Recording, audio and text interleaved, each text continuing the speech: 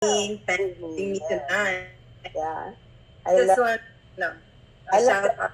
out shout out sa Ori Bacolod team.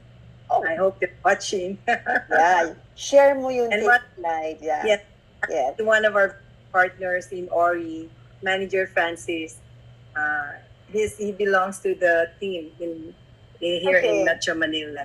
Yes, all right. Okay, Jari, ikaw yung una kong pagkasalitain dito eh. Very important. What you think about our topic, okay? Reflection, renewal, nurturing, etc. Okay. It's your floor. yeah. Okay. Floor is Okay. yours. Yes. So having me tonight. I felt so privileged to be your guest. And anyway, I 200% with all the slides that you have presented. Uh, as I always tell my friends or even yung mga brand partners natin whenever I do presentations, part of my disclaimer is about balancing the four factors that affect health, and also mentioning to them that we are composed of the physical and the spiritual uh, life. Okay, so with the eight aspects that you have presented to us, I basically put premium on the spiritual for now. But on the in the physical realm, I give importance on balancing yung diet, nutrition, water, and air and lifestyle. Yan, sa physical aspect.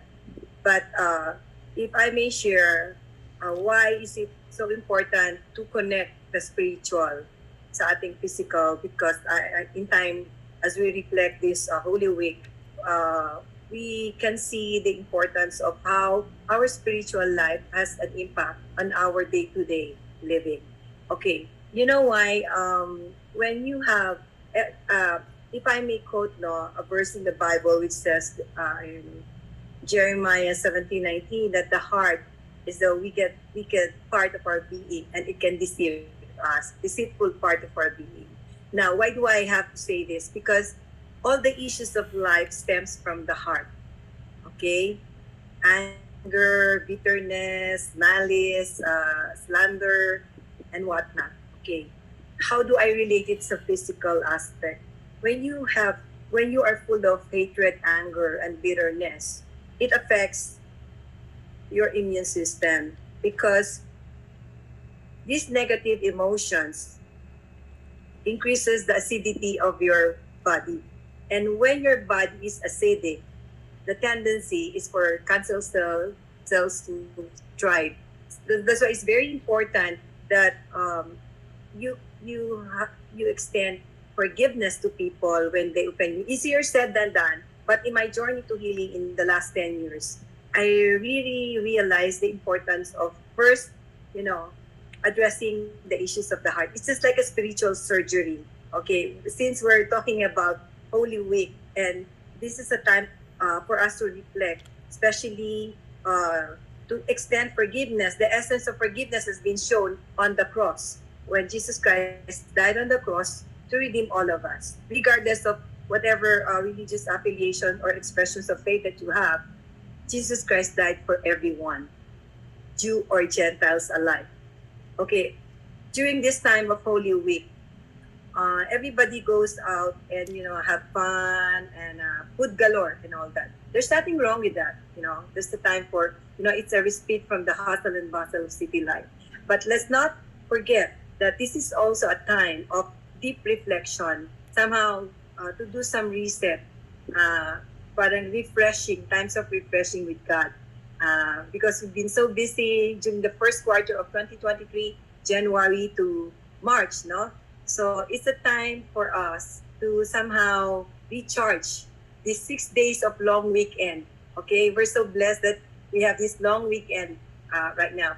So again, going back to what I'm saying, that whatever is the condition of your heart right now, especially if it's full of negative emotions and there's unforgiveness, and you don't have a repentant heart, and that you cannot make amends to God, to others, and to yourself. Well, this ano yan eh, three hindi lang two sides of the coin, three sides of kumbaga sana sa circle. Kailangan i-address mo yon. So ako personally, I don't know about others, but yung journey ko sa healing is not a one night, an overnight thing. Sabi nga, there was this quotation that says, healing doesn't come from medicines. It comes from peace of mind, peace of heart, and peace of soul, and laughter and love.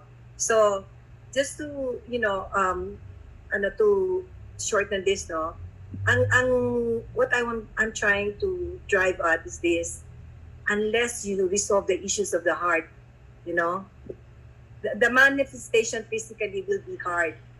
You have to address more than the physical healing that everyone needs right now is spiritual in nature.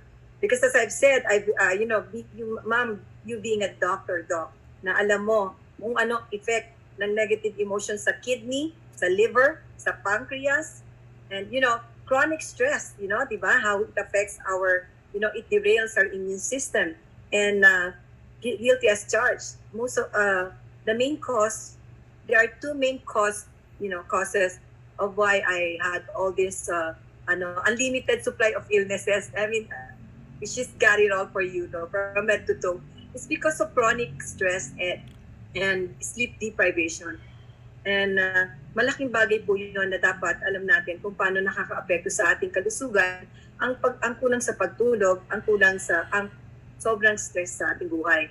Whether ang stress can be classified as physical, emotional, psychological, social, spiritual. Okay? So, in fact, may positive stress din na nakakatulong sa atin.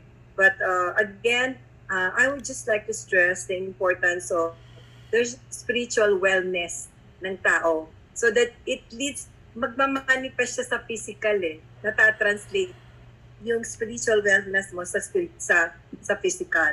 There should be a balance of perspective between the two. We are created by God physically, but ang ating spirit is eternal.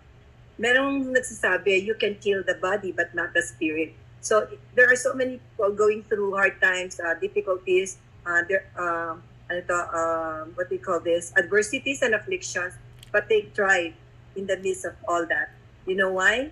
Because they have, this, what you call the wellness, physically, emotionally, psychologically, and spiritually. So I hope this somehow inspire the listeners and the viewers of this webinar, Doc, and about health and wellness. And again, shout out to our friends in LifeWave. I've posted this in LGN, LifeWave Global Network, so that they can also hear you and Doc Chavez. They can listen to your sharings and advices.